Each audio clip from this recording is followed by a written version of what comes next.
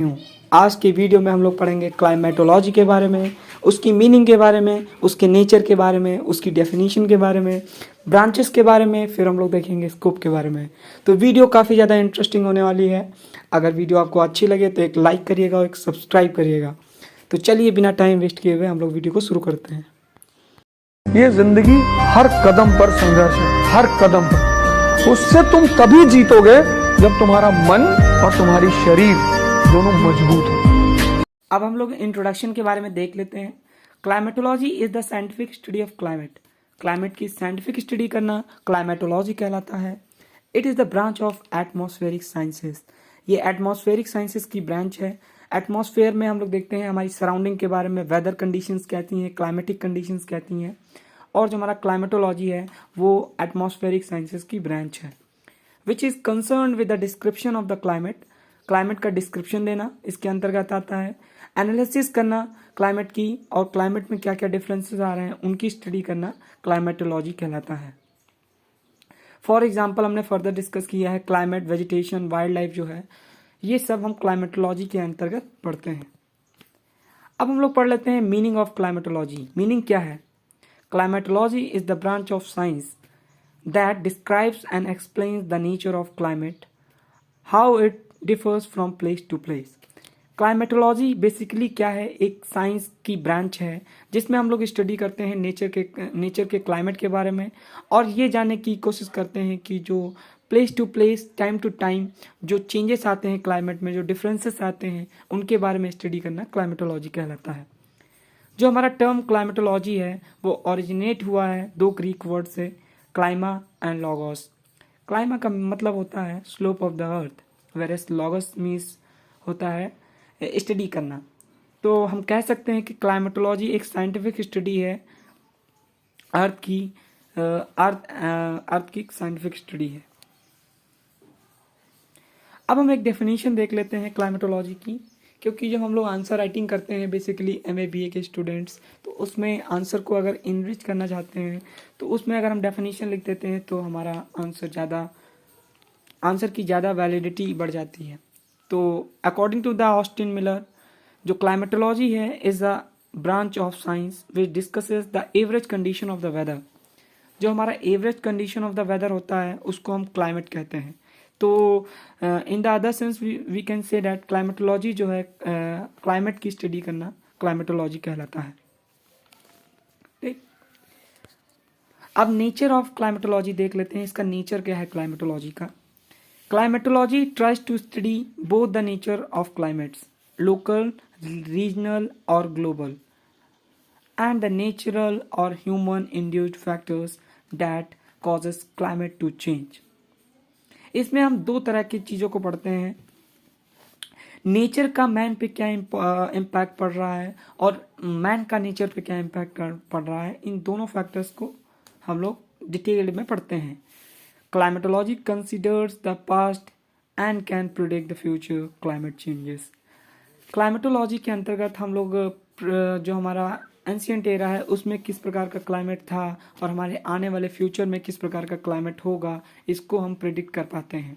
जब हम स्टडी करते हैं ऑल दोज फैक्टर्स जो डिटरमाइन करते हैं वेदरिक कंडीशंस को, क्लाइमेट को, उनकी जब डिटेल स्टडी करते हैं, एनालिसिस करते हैं, तब जाके हम ये प्रिडिक्ट कर सकते हैं कि आने वाला वेदर कैसा होगा, वेदरिक कंडीशंस कैसी होंगी, एवरेज वेदरिक कंडीशंस कैसी होंगी। Sometimes it plays the role as a climatology and sometimes as meteorology। जो हमारा ये क्लाइमेटोलॉजी है कभी कभी क्लाइमेटोलॉजी की तरह रोल प्ले करता है, कभी कभी मेट्रोलॉजी की तरह रोल प्ले करता है, because we study under this both weather and climate. क्योंकि क्लाइमेटोलॉजी के अंदर हम लोग वेदर और क्लाइमेट दोनों को पढ़ते हैं। जो हमारा एवरेज वेदर कंडीशंस होती हैं उसी को हम क्लाइमेट कहते हैं। क्लाइमेट जो हमारा होता है ये लॉन्ग टर्म में वेदरिक कंडीशंस होती हैं, उनको हम कहते हैं। और वेदरिक कंडीशंस जो होती हैं वो कम समय के लिए जो हमारी सराउंडिंग्स का टेम्परेचर है, वो टेम्परेचर हुआ या वेदरिक कंडीशंस हुई, उनको कहते हैं। अब हम देख लेते हैं सब्जेक्ट क्या है या फिर कोर सब्जेक्ट क्या है क्लाइमेटोलॉजी के, कौन कौन से वो पार्ट्स हैं जिनकी हम स्टडी करते हैं क्लाइमेटोलॉजी में। तो इसमें हम लोग करते हैं identification, demarcation and distribution of different types of climate. तरह तरह क्लाइमेट जब क्लाइमेटोलॉजी है तो इसमें हम तरह तरह के क्लाइमेट्स की स्टडी डिटेल में करते हैं। और दूसरा जो पॉइंट हमारा है mode of origin of different types of climate, मतलब हम ये पता करने की कोशिश करते हैं कि जो क्लाइमेट्स का ओरिजिन है, डिफरेंट से क्लाइमेट्स हैं तो उनका बेसिस क्या है, किस टर्मिनोलॉजी पे ये जगह जगह पे जो हमारा अलग अलग वेदर कंडीशंस या क्लाइमेट होता है उसके पीछे फैक्टर्स कौन कौन से इन्वॉल्व हैं, causes and processes responsible for the climatic variations both horizontally and vertically। Factor का और प्रोसेसेस का जो इसके पीछे रिस्पॉन्सिबल हैं उनकी हम डिटेल्ड स्टडी करते हैं।